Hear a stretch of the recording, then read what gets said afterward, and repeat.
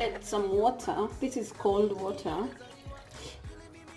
just little, eyeballing, and then I'm gonna knead this until it's super soft, and I will be back.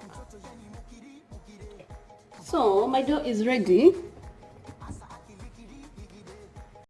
Looks nice and nice size, like, yeah, like that size. Here it looks big, here it's that size. So I'm gonna leave it to rest for about an hour or so, and then after it rises a bit, I will be back to fry my mandazi. And I don't know if I will shoot a video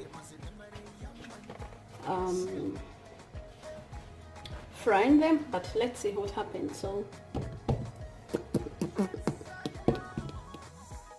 I don't know why this is so dark now. I made the dough and I finished, and here is the results. I already cut or made my shapes. There is the square and there is this shape, and yep. So I'm gonna start by